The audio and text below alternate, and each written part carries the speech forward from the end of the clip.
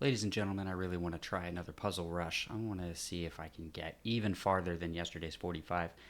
Got really tired at the end of it and failed out on some puzzles, not taking my time and being careful. So let's see if I can do even better today. Let's go. We're doing survival, by the way, so there's no need to rush. This is a simple back rank mate setup. Easy. Same thing. Easy. Same thing. Let's take that one. Okay. Again, back rank setup. Let's go ahead and checkmate in one. Another checkmate in one. We're just going to keep checkmating in one. We're just going to keep checkmating in one. Let's checkmate in one. So in this case, I have a check followed by another check or winning the queen.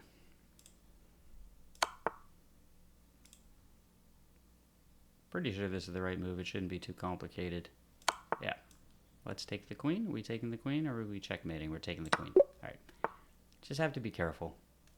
I wasn't careful yesterday and it cost me a lot of points. So this is mate because the knight is trapping the king.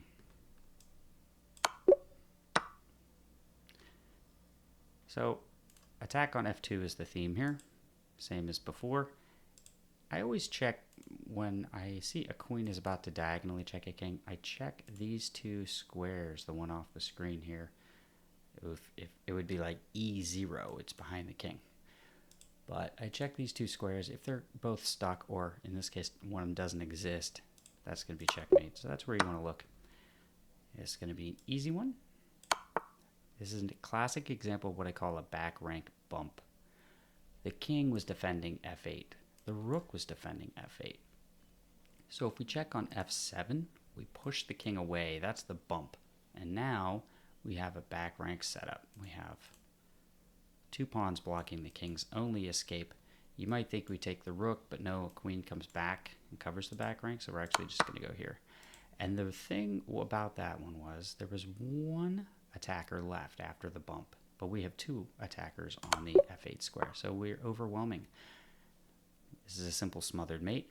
I'm looking at a king. I see he's alone with one square to go. How can I cover all these squares at one time? And we see that the knight can do that. Instinctively, I also checked to see if there was a light squared bishop that could come on the diagonal, but there isn't. We'll play the mate in one. So in this case, we've got material a deficit. We have two rooks and a queen. The opponent has two rooks and a queen and a whole bunch of other stuff. So altogether, we're down quite a bit. That is a huge hint that we're probably going to be attacking the king here. Even if we picked up a queen and a rook or something, we'd still barely have enough material. So it's pretty clear that we're attacking the king, and so we see the pieces involved in the attack. We could maybe get a queen in there, but it doesn't look like it's going to be possible for this one. So what we want to start calculating is how can we get to the king, and taking a knight is a good first step. It's fairly simple to calculate because it's a double check. And on a double check, a king has to move. So if we were to go check and the king were to go to the back rank, the next thing we want to look at is checks. So we have a rook that could check in the back. We'd have a rook that could check in the back.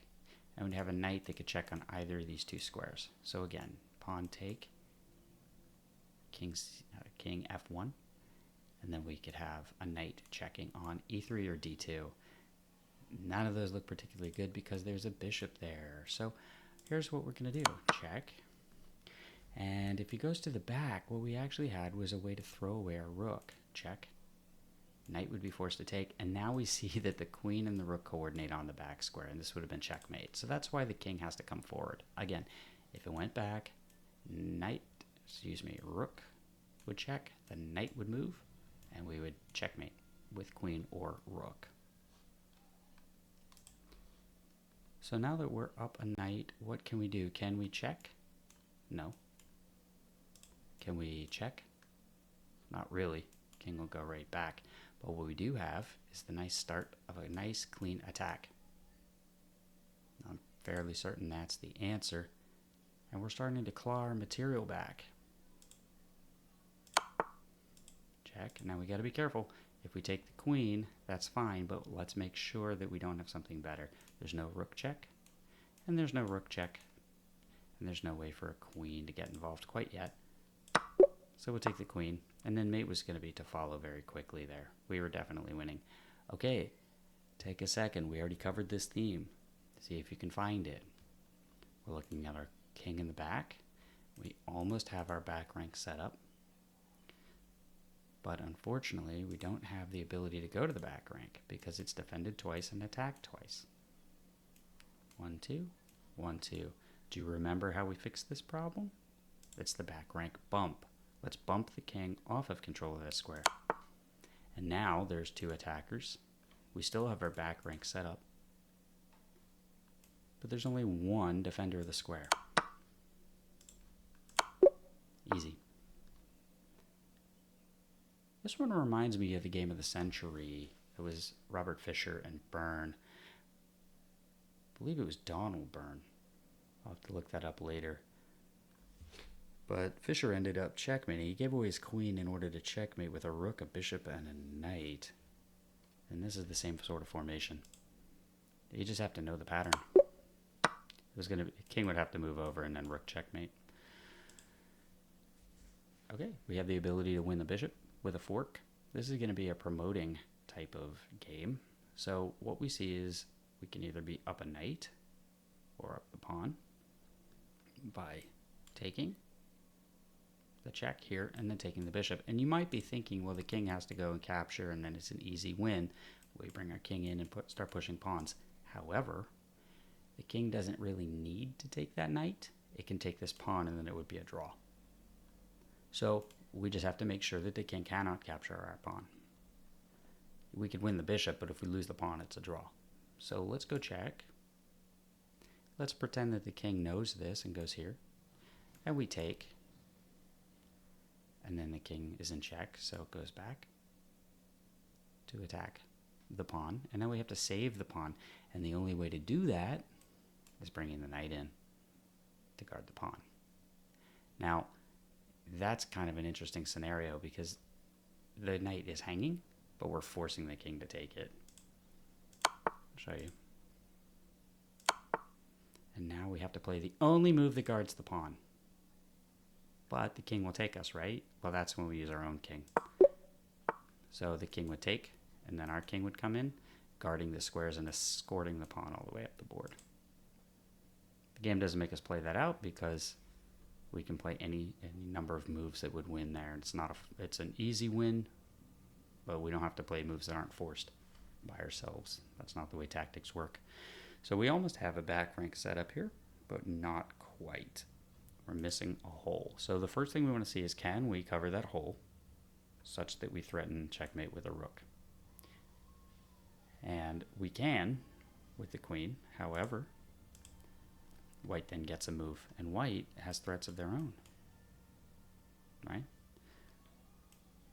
Something like this. Now the rook is pinned. At a minimum, it's pinned to the king and can't go around checkmating anybody. So how do we solve this? Well, we want to invert the move orders and perhaps go rook check, force the king out, check, and now the only legal move is blocking with the pawn. And can you take it from there? I'll show you the position. I'll give you a second to solve it if you haven't already. Why do we go here and not here? Why is it F5? Well, do you see it? Anytime this pawn comes forward, the 7th rank has 1 less defender on it, and so we want to go to F7. If that queen had checked on E4 instead of F5, it would not be able to take F7. So my last move was actually a fork. When the queen went to F5, it was actually a fork of 2 things, expecting that clearance of the 7th rank. This is why you have to do your tactics so that you see these sorts of patterns. Let's do this one the right way. We have a queen, 2 rooks, and a knight against a queen, 2 rooks, a knight, and then a bunch of other stuff. Bishop, bishop, knight, some pawns. So we're probably either going to be winning the entire house, seems unlikely, or checkmating the king. So let's look at the targets. We have 1, 2. King is always a target. The queen is undefended. We have a target in the rook because it's undefended. We have the other rook targeted as well because it's undefended. So we just want to figure out ways to coordinate attacks on these pieces. And so in this case, I see we have a check, and a check from the queen. We know where the targets are. We know what we're looking for. Let's try to analyze them. Well, no. Bishop takes. Queen here? No. That bishop takes. Or the knight takes. Even worse. So this must be the only move, right? But then what? The king has 2 legal moves. So how's about if we go to the back rank and the king comes up? Well, either way, we have a coordination. A coordination is when your own pieces point at the same squares over and over. So we have a queen and rook coordinating onto the e8 square. It looks kind of weird because my king is on the wrong side, even though I'm playing white. But it's still e8. But the pawn coordinates with the queen after that. So regardless of where the king goes, this one is a quick mate. I believe the computer will play king f8 to make the mate one longer. Check. Check. King f8, right? And now you had to see this, and this is the special one. But yet again, remember I told you the rook and queen coordinate on the back square? That's why we're able to use that e8 square as a pivot point. You want to find your coordination squares because that's usually where your pieces will use it as like a train station to transfer itself to new positions, like the queen did. The queen transferred herself to a new spot by coordinating on coordinated squares. So now we bring a rook. Classic checkmating pattern that you should know. We have an endgame, rook against rook. The primary goal of all of this is to promote a pawn. And we see that we can actually do that because the king has gone behind our passed pawn on the e-file. When the king leaves control of that, all we really need to think about is, can black's rook stop the pawn? And I don't see how. In fact, I think that's the crux of why this is a puzzle and not just a simple win by any means, meaning more than one solution. You would think we would move the rook and then somehow win the endgame very slowly, but I'm fairly certain, unless I've missed something, that I can just push the pawn right away. I'll lose a rook, but I will gain a queen. And there isn't any way, with the king so far up the board and far away from the rook, that we lose this game. I don't see how it's possible. For one thing, we would take a pawn right away, and then vacuum up the other pawns. Now, I just want to make sure that that's true before I start going crazy and sacrificing rooks. Do I have other options? Not really. This pawn is dropping if I do nothing. If I move slow, it's dropping. So maybe I go rook back, and he takes my pawn, and then I come like here. But this feels like that's drawing because I don't have any advantage anymore. At best, I have this passed pawn, but he's got a rook too, you know. Black has a rook to stop me, so I'm thinking I'll just go ahead and get my queen and play queen against rook. That's true. Well, that shouldn't be an issue. I can just take the pawn.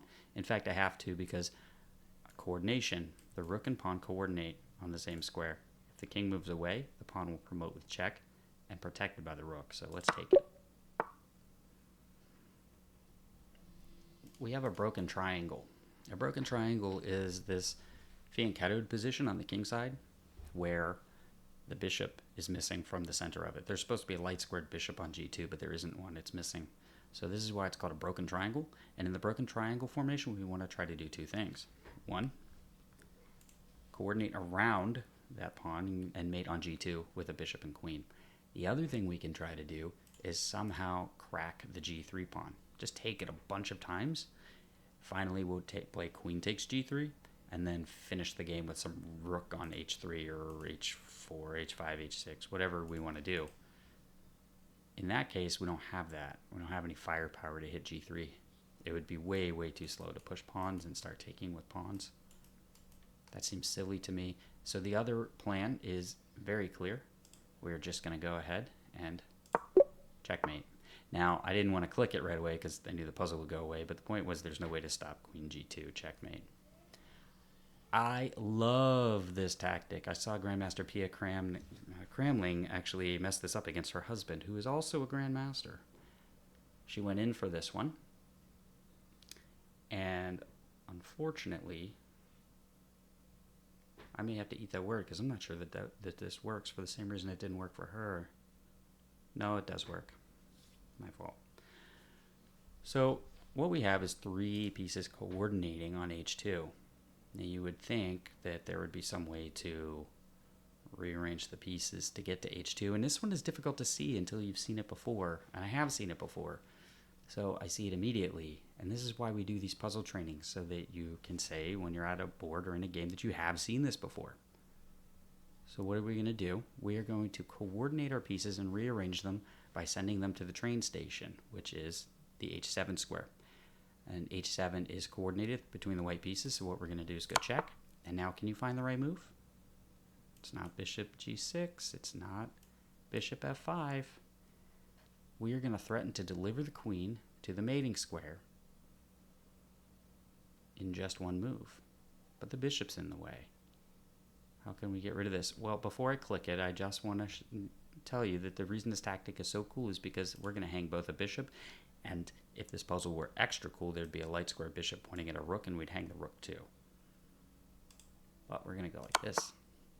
Aha, that's how they wanted to stop us. Now we get to hang a rook. Yay. That was fun. But because we coordinated 3 pieces and black only had 1 move to defend, black used the move to stop the rook from coordinating down the h-file. Unfortunately, there's still a queen and a bishop on h7, so that wasn't enough. We put 3 pieces on it. Black only had 1 move to stop us. Nothing stops the queen and bishop from coordinating.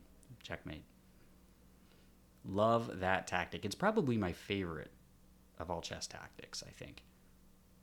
I need to come up with a name with that. Like, how about bishop bounce? That's kind of cool. Bishop bounce, because it kind of like ping-pongs off the wall. I don't know. Let me know in the comments what you think it should be called. A classic weakness of the diagonal. This is yet another f2, f7 weakness. Remember on the very first puzzle what I told you I look for when I see a king trapped in? But this is open. Now in that puzzle, the answer was knight takes d6. But here, I remember telling you that I wish I had a light squared bishop on the diagonal. Well, he's here, but we have something even better. We have a queen. Yeah. Nothing can stop it. Interesting. Interesting puzzle here. Okay. I think we're going to do a couple more, and then we're going to take a break. Take a pause and reset. So we have 2 rooks and 3 minors against 2 rooks and 3 minors. What are our targets? We have a bishop, and we have a king. The bishop because it's undefended. The king because the king is always a target. And we have both rooks. So if we could attack any of these things, preferably 2 at a time, and win one, then we would be up material, we'd be winning the game. Finally, we have the knight. Because the knight is attacked by 2 rooks. I know it doesn't look like it, but it is. Because our black knight can move. It's under our control. We can move it anytime we want. And it's only defended twice. So all we need to do is push a defender away, like one of these guys. Or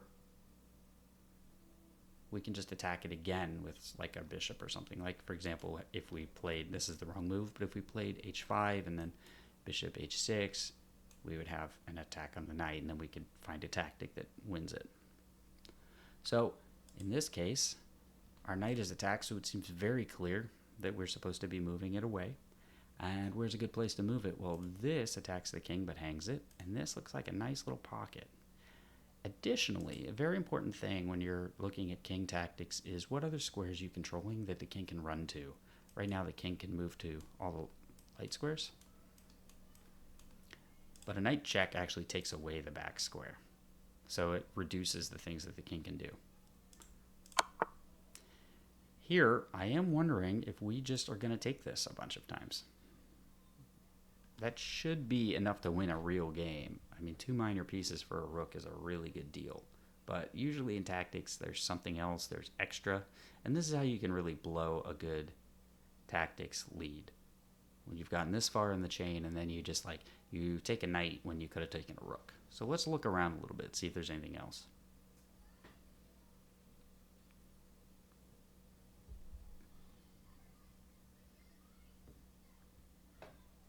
I'm not really seeing one. I do see that after a rook arrives on that back rank, that a bishop is under attack. And the bishop is rather short on squares. There's only this one, which is already targetable because a knight can take it. This pawn is hanging. This feels like this is the right answer. That's all they ask of us. Okay, that they say that's winning enough. You've proven yourself, Phoenix. You know what you're doing. Yay. Back rank setup, almost. I'm going to guess this is a back rank bump. In this case, we're not pushing the king away from defending the back rank, but we are using it as a coordination square in order to force into the line of the king, into the line of this bishop against where the king will be. And now I have a choice of which piece to take. It's probably the queen, but we don't just say probably and start moving. One thing you need to realize is that you've got your own back rank problems. Be a horrible way to lose a game, so we're going to have to make a move with check. We can instantly reject anything that doesn't defend our king, defend our back rank, or play check. So now we have yet another pawn hanging, and I'm pretty sure this is just going to be one more, and then we're going to check with the bishop, right? So a good attacking idea. First of all, there's a bishop here, so we can't just keep checking with the queen all day long.